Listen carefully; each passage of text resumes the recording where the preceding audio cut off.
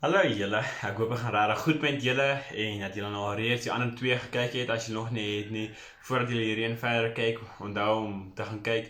Daar is eenetjie van Maandag wat Albert opgelaai het en daar is eenetjie van Dinsdag wat ek ook opgelaai het. En dan is dit dan vandag se netjie. En ek wil nie julle om die ander twee gemis het en dan hierdie enetjie net sommer gou kyk nie. Dit is regtig belangrik dat julle die ander ook moet kyk. En dis wat al reeds gekyk het, hoop ek dat julle dit regtig geniet het en dat julle baie seën daaruit gevind het en selfs dat julle gaan seën vind uit die volgende twee wat nog voor lê vir julle. Nou vandag gaan ek weer vir julle 'n Bybelstorie deel. Nou hierdie Bybelstorie is 'n bietjie meer onbekend, al wil ek sê. Ek weet toe ek 'n jonger kind was, het ek glad nie hierdie storie geken nie, maar Noag en die ark het almal maar geken. Dis 'n baie bekende enetjie. Maar hierdie nie soveel nie, maar as jy jou Bybel regtig goed ken en jy ken die Bybelstories in die Bybel, dan gaan jy al reeds hierdie enetjie gehoor het. Maar ja, kom ek praat dan nie verder nie, dan gaan ek sommer met die storie en dan deel ek die storie met ons en dan highlight ek net daai paar gedeeltetjies wat ek wil hê ons moet net raak sien en oordink en oorwonder en ja, dat ons dit selfs in ons eie lewens kan toepas. Nou ja, kom ons begin met die storie, dan vertel ek julle. Nou vandag se Bybelstorie gaan oor die koperslang, Moses en die koperslang. Ek weet nie of daar van julle sal die storie ken nie. As julle hom ken, steek julle hand op. Nou, ek gaan seker nie help nie. Maar niemand gaan sien as julle julle hand opsteek, maar dit is seker nie nodig nie. Maar in geval kom ek begin met die storie. Nou ek gaan net so vinnige agtergrond noem, hoe dit opgespeel het tot op daai punt van die koperslang. Nou ek gaan nie alles in detail noem nie. Waar is jy altyd tyd vir al hierdie goeters, want daar's soveel lesse in net die agtergrond om daar uit te kom. Maar ek wil vandag spesifiek praat oor daai gedeelte. Nou, Moses het die Israeliete, God se volk, hy het hulle uit Egipte uitgelei in die woestyn in, op pad na die beloofde land toe, op pad na Kanaan toe. Maar toe intussen het daar 'n paar dinge gebeur. Die mense het hulle rug teen God gedraai. Hulle het lelike dinge begin te doen teenoor die Here en al sulke tipe van goeders. En dit het veroorsaak dat hulle langer as wat hulle eintlik moes daar in die woestyn rondgewandel het en dat daar eintlik baie slegte dinge met hulle gebeur het, onder andere soos die een keer toe was al niks water gewees wat hulle kon drink nie. Hulle het so dors geraak, hulle diere het dors gehad. Daar is letterlik nie vir 'n hond of 'n kat of 'n bok of 'n skaap of 'n bees 'n druppel water gewees om te drink nie. Nou ek weet nou nie of hulle honde of katte gehad het nie, maar hulle het definitief seker maar skaap of bees of seker goed gehad. Nou daar was nie water gewees vir daai diere nie. En toe kom hulle na Moses en hulle pleit by Moses en hulle sê hulle weet nie. Hulle is nou moeg. Hoekom het hulle so gestraf om hulle daar in Egipte uit te lei, om hulle hiernatoe te bring waar hulle swaar kry? Hulle sal eerder doodgaan. Hulle wil vir hulle ander leier kry en weer terug aan Egipte toe en dis hoe hulle gevoel het en hulle het dit op Moses uitgaan haal en alles. En so toe gaan Moses na sy stilte kamer toe en hy vra die Here, maar wat moet hy nou doen in hierdie situasie? Hy weet nie wat om te doen nie. En so het die Here vir hom gesê dat hy moet die mense bymekaar maak, daarso by 'n sekere klip, en dan moet hy met daai klip praat en dan gaan daar so water uitkom. En die mense en die diere en die honde en die katte gaan water het om te drink. Nou, toe het Moses dit gedoen, hy het die mense bymekaar gemaak. Nou in steede van om met die klip te praat, het hy toe die klip geslat met sy staf. Maar dit is nou nie belangrik, ons gaan nou nie daarin gaan nie. Maar toe daar so water uit daai klip uitgekom en die mense en die bokke en die skape en die honde en die katte het toe water gehad om te drink. En hulle het toe die water gedrink en alles en so toe was dit ook nou maar, toe die lewe nou maar weer aangegaan. En toe op 'n dag soos wat hulle nog op hulle reis was, toe hulle by 'n sekere staat gekom en hierdie koning van hierdie staat, hy was maar 'n kwaai man gewees. Hulle wou toe toestemming vra om daar deur te trek en toe die man gesê, nee, hier trek niemand hier deur nie. Hy sal hulle almal doodmaak as hulle hier wil deurtrek. En so al hierdie slegte dinge het oor hulle pad gekom. En so toe vat hulle 'n lang draai weer daarom en toe soos wat die lang draai vat, kom daar weer ander mense en hierdie mense storm op hulle af en wil oorlog voer. Hierdie mense raak so bang gewees dat hulle toe die Here aangeroep en sê, Here, maar help ons, verlos ons van hierdie mense af. En die Here het dit gedoen. Die Here het daarso regtig, dit was 'n verskriklike oorlog gewees en die Here het vir hulle daar oorwinning gegee en hulle het daai oorlog toe gewen en alles. Maar so ja, toe gaan die lewe weer aan en hulle het nog steeds hulle rug teen die Here gedraai, nog steeds aangegaan met vieslike dinge wat nie reg was in God se oë nie. Maar op 'n dag gebeur daar regtig 'n verskriklike ding. Die Here het toe klomp slange, bittergiftige slange gestuur. Die slang het letterlik van oral af gekom. Uit elke gaatjie wat daar was, daar slange uitgekruip. Onder elke klip het daar slange uitgekom. Uit elke boom het daar slange uitgekom. Om elke draadjie en hoekie het 'n slang gekom. En daai slang het daai mense begin te pik. En die mense wat gepik was, hulle het almal dood gegaan van daai slang.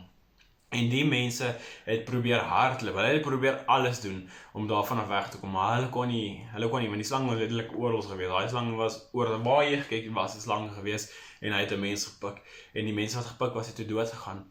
En so het hulle weer na Moses toe gekom en hulle het gesoebat, want hulle het nie meer geweet wat om te doen nie. So ook het Moses nie geweet wat om te doen nie, maar toe gaan Moses weer na sy kamer toe. En hy bid die Here en hy vra die Here wat om te doen, dat die Here van wysheid sal gee wat om te doen in hierdie situasie. En so gee die Here vir hom wysheid wat om te doen. Die Here sê vir hom wat hy moet doen. En kom ek lees gou hierso in Numeri 21, vers 8 en dan vers 9. Daarom sê die Here aan Moses, maak vir jou 'n giftige slang en sit dit op 'n paal. Dan sal elkeen wat gebyt is en daarna kyk, lewe. En toe het Moses 'n koperslang gemaak en dit op 'n paal gesit. En as 'n slang iemand gebyt het en hy kyk na die koperslang, het hy in die lewe gebly. En die kinders van Israel het weggetrek en hulle daar opgeslaan in Obot. Nou ja, so wat ons lees het die Here vir Moses sê om hierdie koperslang maak en hom op 'n paal sit. En dan dies wat gepik word deur daai giftige slang en wat na daai paal kyk, hulle sal nog lewe, hulle sal bly lewe. Maar dies wat nie na daai paal gekyk het nie, ongelukkig het hulle nou almal gesterf. Nou ja, dis nou die storie wat ek nou vir julle wil gou vertel. En dan na hierdie storie gaan ek dan nou net gou so 'n kort toepassingkie vir julle sê. Laat julle net 'n bietjie, laat ek julle net kan los en dink daaroor. So ja. Nou ja, soos wat julle nou daai storie gehoor het, dis ons eintlik 'n baie interessante storie en mense kan eintlik soveel meer daarin gaan en soveel dieper daarin gaan. Maar waarop ek wil klem lê is hier aan die einde waar Moses die koperslang of die giftige slang gemaak het en hy het hom op 'n paal gesit en almal wat na daai paal gekyk het, hulle is die wat gered was, hulle is die wat geleef het, hulle het nie dood gegaan van die slangbyt of so nie. Maar let wel, dis net die wat geglo het dat as hulle na daai paal kyk, dan gaan hulle gered word. Want as jy nie geglo het, of as hulle nie geglo het, hulle gaan gered word, dan het hulle nie na die paal gekyk nie. En die wat nie na die paal gekyk het nie, het dood gegaan. Nou, net so wil ek vir julle iets anders vertel. Daar's ook iemand anders wat werklik waar aan 'n houtpaal, aan 'n houtkruis gehang het, om mense te red, om ons te red. En nou ja, ek wil net dan gou hierdie vers lees, ek het hom gister ook vir julle gelees, so dit gaan vinnig wees, in Johannes 3 vers 16, wat sê, want so lief het God die wêreld gehad, dat hy sy enigste gebore seun gegee het, sodat elkeen wat in hom glo, nie verlore mag gaan nie, maar die ewige lewe kan hê. En net so lees ons dit, en hierso hoor ons dit, dat die Here sê dat elkeen, hy sy enigste gebore seun daar aan die paal, net so onthou dit nou, hierso is daai vergelyking van die giftige slang wat op die paal was, die mense wat na die slang gekyk het, wat gebyt was deur 'n giftige slang, hulle was gered, en net so was Jesus hier aan 'n houtpaal gehang, aan 'n houtkruis gehang, en die mense wat na hom gekyk het, die mense wat na hom kyk, is die mense wat werklik waar glo, en die mense wat aan hom glo, is die mense wat die ewige lewe sal hê, en dis werklik ware belofte wat die Here vir ons gegee het. Want ek lees vir ons hier gou in 1 Johannes 5 vers 12 tot 13. Hy wat die seun het die lewe. Wie die seun van God nie het nie die lewe nie. Dit het ek geskrywe aan julle wat glo in die naam van die seun van God, sodat julle kan weet dat julle die ewige lewe het en kan glo in die naam van die seun van God.